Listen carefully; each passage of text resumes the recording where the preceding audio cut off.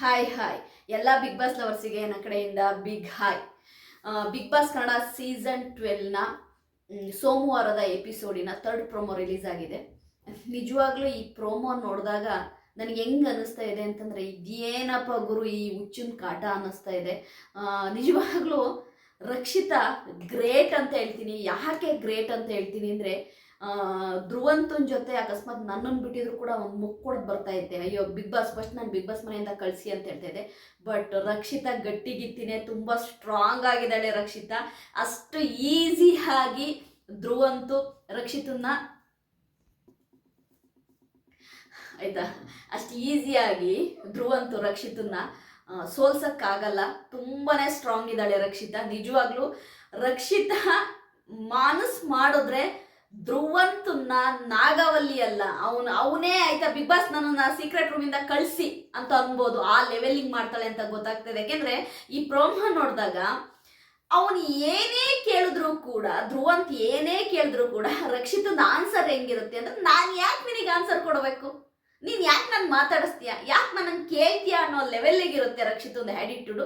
ನಿಜವಾಗ್ಲೂ ರಕ್ಷಿತಾ ಸ್ಟ್ರಾಂಗ್ ಇದ್ದಾಳೆ, ನಾವು ತಿಳ್ಕೊಂಡಷ್ಟು ವೀಕ್ ಇಲ್ಲ. ಬಟ್ ಬಿಗ್ ಬಾಸ್ ಮನೆಯಲ್ಲಿ ಆಯ್ತಾ ಇವತ್ತು ರಕ್ಷಿತಾ ಇಲ್ಲ ಒಂಥರ ಅಂದರೆ, ರಕ್ಷಿತಾ ಇಲ್ಲದ ಬಿಗ್ ಬಾಸ್ ಮನೆ ಇವತ್ತು ನಾನು ಲೈವೇ ನೋಡಿಲ್ಲ. ಒಂದು ಸರಿ ಕೂಡ ಲೈವ್ನ ನಾನು ಹೋಗಿ ಓಪನ್ ಮಾಡಿ ನೋಡಿಲ್ಲ ಏನು ನಡೀತಾ ಇದೆ ಅಂತ. ಯಾಕೆಂದ್ರೆ ನಂಗೆ ಬೇಜಾರಾಯಿತು. ನಿಜವಾಗ್ಲೂ ಮಿಸ್ ಮಾಡ್ತಾ ಇದ್ದೀನಿ ರಕ್ಷಿತನ. ಕಾರಣ ಇಷ್ಟೇ, ಯಾಕೆಂದರೆ ರಕ್ಷಿತಾ ಒಂದು ಸ್ವಲ್ಪ ಹೆಂಗೆ ಅಂತಂದರೆ,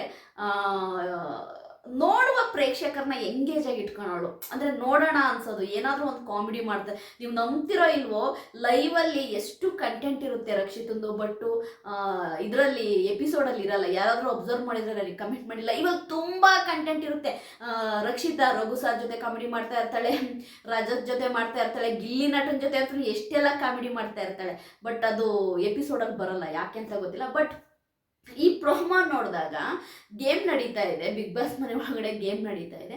ಧ್ರುವಂತ್ ಕೇಳ್ತಾರೆ ರಕ್ಷಿತನ್ಗೆ, ನಿನಗೆ ಅಲ್ಲಿ ಯಾರ ಗೇಮು ಚೆನ್ನಾಗಿದೆ ಅಂತ ಅನ್ನಿಸ್ತಾ ಇದೆ ಅಂತಂದ್ರೆ, ಅಲ್ಲಿ ಗೇಮೇ ಸ್ಟಾರ್ಟ್ ಆಗಿಲ್ವಲ್ಲ ಅಂತಾಳೆ. ಆಯ್ತಾ, ನಾನಿದ್ದಿದ್ರೆ ಅಲ್ಲಿ ಯಾರ ಗೇಮ್ ಇಷ್ಟ ಆಗೋದಂದ್ರೆ ನಾನು ಹೆಂಗೆ ಹೇಳಿ ಅಂದರೆ, ಧ್ರುವಂತನ್ಗೆ ತಲೆ ಕೆಟ್ಟು ಹುಚ್ಚಿಡಿತಾ ಇದೆ. ಯಾಕೆ ಗೊತ್ತಾ, ಈಗ ರಕ್ಷಿತಾ ಧ್ರುವಂತ್ ಏನೇ ಹೇಳಿದ್ರು ಕೂಡ ಆನ್ಸರ್ ಮಾಡಲ್ಲ, ಉಲ್ಟನೇ ಹೇಳ್ತಾಳೆ.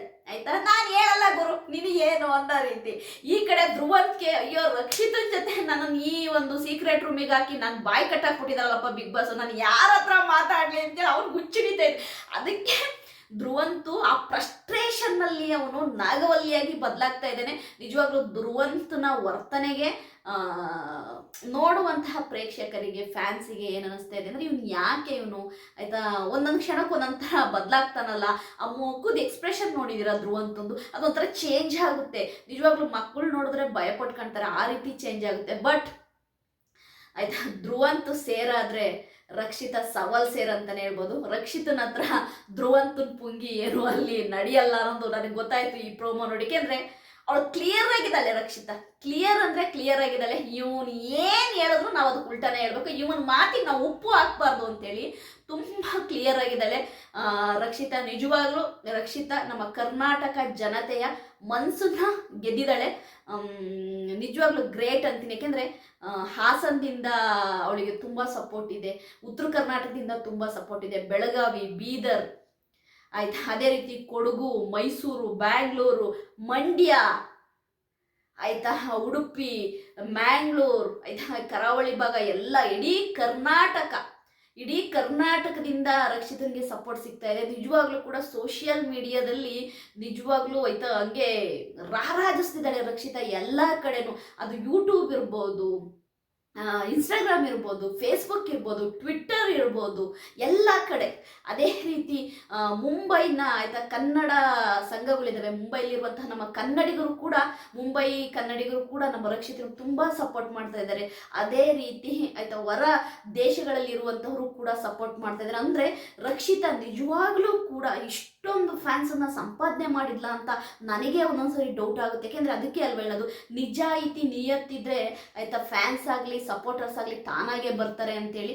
ನಿಜವಾಗ್ಲೂ ಗ್ರೇಟ್ ಅಂತೀನಿ. ಈ ಪ್ರೋಮೋ ನೋಡಿದಾಗ ನನಗೊಂಥರ ಮನಸ್ಸಿಗೆ ಸಮಾಧಾನ ಆಯಿತು. ನೀನು ಹೆಂಗಾರ ಆಡ್ಕ, ಧ್ರುವಂತಗೌಳು ಹೆಂಗಿದ್ದಾಳೆ ಅಂದರೆ, ನೀನು ಹೆಂಗಾರ ಆಡ್ಕ, ಏನಾರ ಕಪಿಚೇಷ್ಟೆ ಮಾಡ್ಕ, ಏನಾದರೂ ಹುಚ್ಚಾಟ ಮಾಡು, ಬಟ್ ಆಯ್ತಾ, ನಾನಂತೂ ತಲೆ ಕೆಡಿಸ್ಕೊಳಲ್ಲ. ಆಕೆಗೆ ಸುಸ್ತಾಗಿ ಹೋಗ್ಬಿಟ್ಟಿದೆ ರಕ್ಷಿತನಿಗೆ. ಯಾಕೆಂದ್ರೆ ರಕ್ಷಿತಾ ಆಲ್ರೆಡಿ ಈ ಧ್ರುವಂತು ಹುಚ್ಚಾಟ ನೋಡಿ ಅವ್ಳು ಸುಸ್ತಾಗಿ ಹೋಗ್ಬಿಟ್ಟಿದ್ದಾಳೆ. ಸುಸ್ತಾಗಿ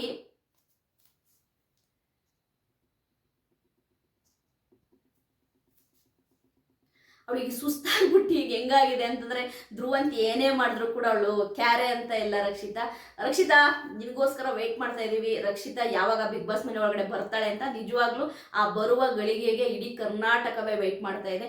ಒಟ್ಟಾರೆಯಾಗಿ ರಕ್ಷಿತಾ ಸೀಕ್ರೆಟ್ ರೂಮಲ್ಲಿರಲಿ, ಬಿಗ್ ಬಾಸ್ ಮನೇಲಿರಲಿ, ಅವಳ ಹವಾ ಮಾತ್ರ ನೆಕ್ಸ್ಟ್ ಲೆವೆಲಲ್ಲಿರುತ್ತೆ. ಇವತ್ತು 2 ಪ್ರೋಮೋ ಕೂಡ ಸೀಕ್ರೆಟ್ ರೂಮಿಂದೇ ಬಂದಿದೆ.